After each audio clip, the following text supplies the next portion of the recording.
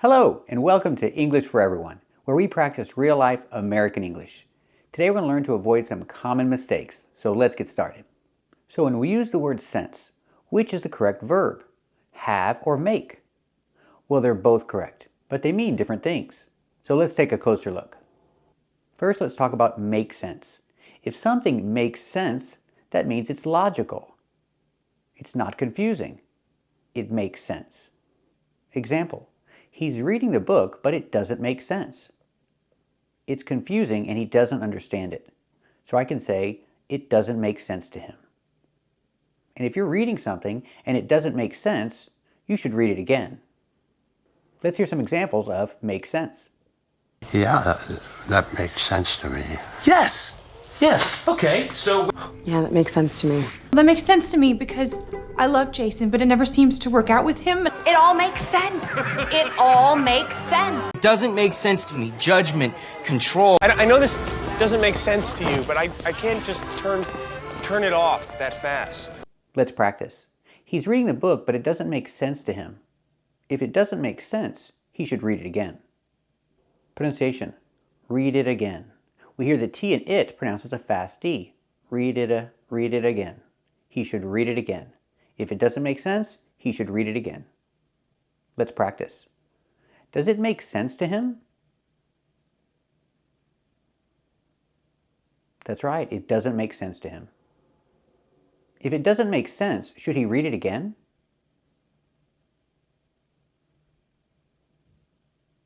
That's right, if it doesn't make sense, he should read it again. Now let's talk about have. We say have the sense. If you have the sense to do something, it means you have the brains to do the smart thing. That means you have the sense to do something. Example, he doesn't have the sense to come in out of the rain. He doesn't have the brains to do the smart thing and come in out of the rain. So I can say he doesn't have the sense to come in out of the rain. Let's hear some examples with have the sense. Perhaps this time you will have the sense to stay out of my way. Maybe he'll have the sense to get out from under you before he gets hurt. She just sits in her nest, and she didn't have the sense to run or fly or waddle. Didn't notice you're dead. Just don't have the sense to lay down. Let's practice. Does he have the sense to come in out of the rain?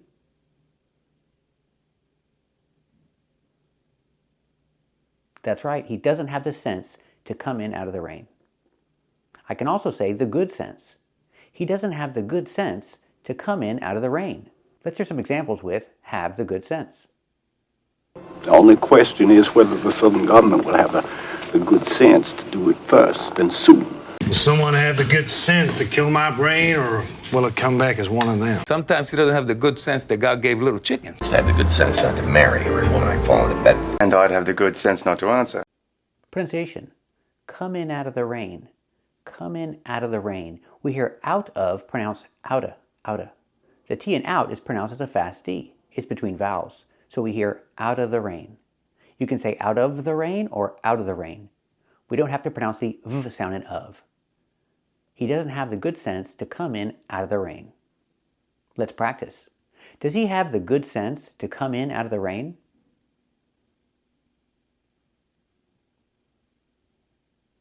That's right, he doesn't have the good sense to come in out of the rain. Or you can say common sense. He doesn't have the common sense to come in out of the rain. Let's hear some examples with common sense. At least have the common sense to ditch your car. The hell he unleashed on Carol and my daughter, I think you'd have the common sense to understand he can never be anywhere near her. Because I know most of you are liars, but at least you have the common sense not to admit it in a crowd of people. Let's practice. Does he have the common sense to come in out of the rain?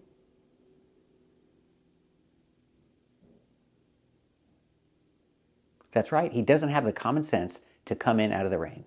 He's not very smart. That's the idea. So remember, if you're talking about something that's logical, you say it makes sense. You cannot say it has sense. We have to use make. It makes sense, it's logical. And if it's not logical, it's confusing, you could say it doesn't make sense. But we can use have and say have the sense. Have the good sense or have the common sense to do something. It means you have the brains to do the smart thing. It's a different idea. So keep watching to practice with more confusing vocabulary like this. Today we're talking about these three words: opponent, opposition, and competition. Let's take a closer look. First, let's talk about opponent. Opponent is countable. I can have one opponent and two opponents. These boxers are opponents. So we use opponents when you talk about sports. They are opponents.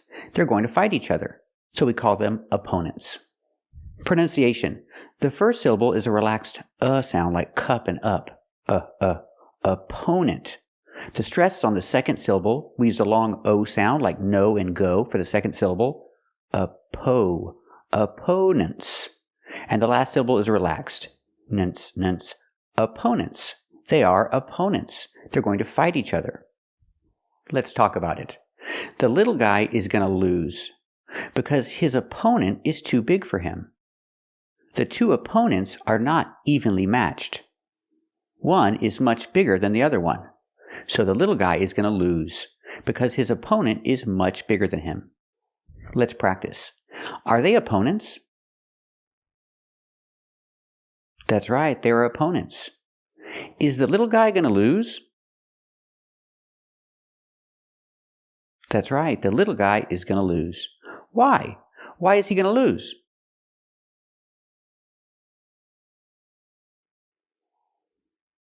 That's right, he's going to lose because his opponent is much bigger than him. Are the two opponents evenly matched?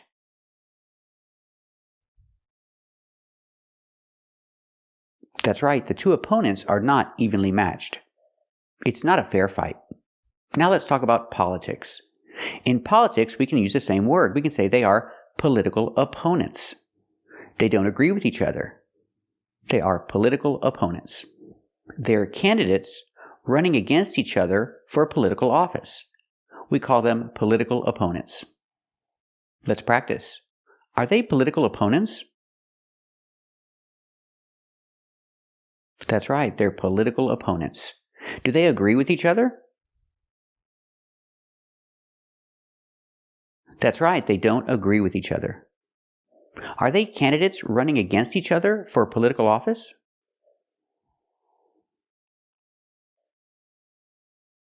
That's right, they're candidates running against each other for political office.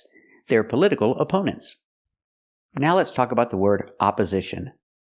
The people are not happy with the government that is in charge.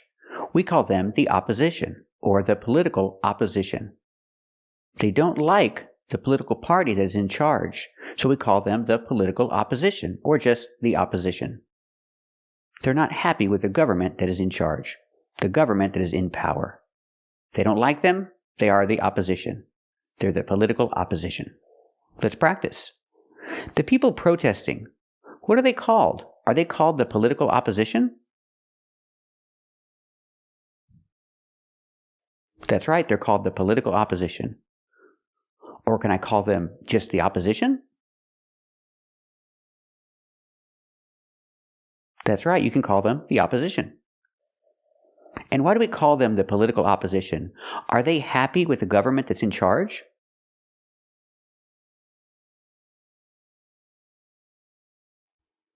That's right, they're not happy with the government in charge. That's why we call them the political opposition. Now let's talk about competition. Now we're talking about business. When we talk about companies or businesses, we say competition. It's not countable. I cannot say one competition and two competitions in this case. Example, does Walmart have competition? Does Walmart have any competition? Yes, they do. Target. Target is their competition. Target is Walmart's competition. They're similar stores. They sell similar things. So we can say Target is Walmart's main competition. Or I can switch it and say Walmart is Target's competition. Target has competition and Walmart is their competition. Let's practice. Does Walmart have any competition? That's right, Walmart has some competition. And who is their competition? That's right, Target is their main competition. Now let's switch it. Does Target have any competition? That's right, Target has some competition. And who is it? Who is Target's competition?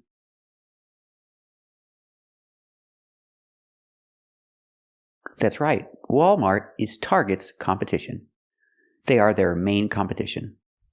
So remember these three words: opponent, opposition, and competition. They're all describing similar things, but they're all a little different. I hope you liked this video, and keep watching to learn more confusing vocabulary. And we'll see you next time. Today we're going to learn some confusing vocabulary, so let's get started. So the question, where's the good china? No, I'm not talking about the country China. I'm talking about something different. This is the good china.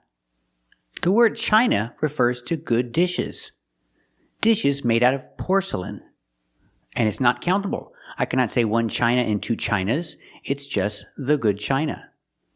Or you can say fine china, because usually it's expensive. It's the good dishes.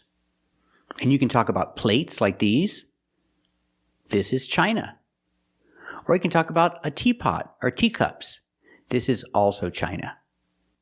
Let's hear some examples of china talking about dishes. It's just nice to be sitting at a table, set with fine china. I just set out the good china. Put those over there and be careful. That's fine china.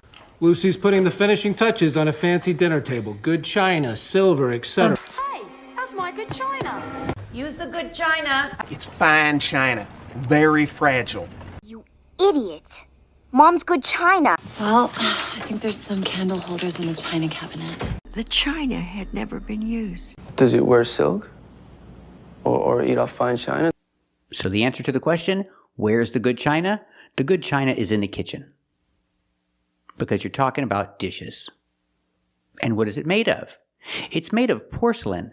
So china and porcelain are the same thing, but we use them differently. We use china when we talk about dishes. I don't have any good china. I don't have any fine china. What about you? Do you have any china? Very good. So china is made out of porcelain. Pronunciation, porcelain.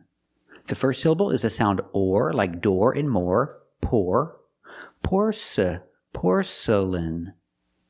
The next two syllables are not stressed, they are relaxed. Make the sound porcelain. Porcelain.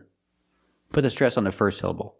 Now you can say the dishes are made of porcelain, but we usually don't say that. We usually just say china when you're talking about dishes made of porcelain. So we use porcelain to talk about other things. Example, a sink.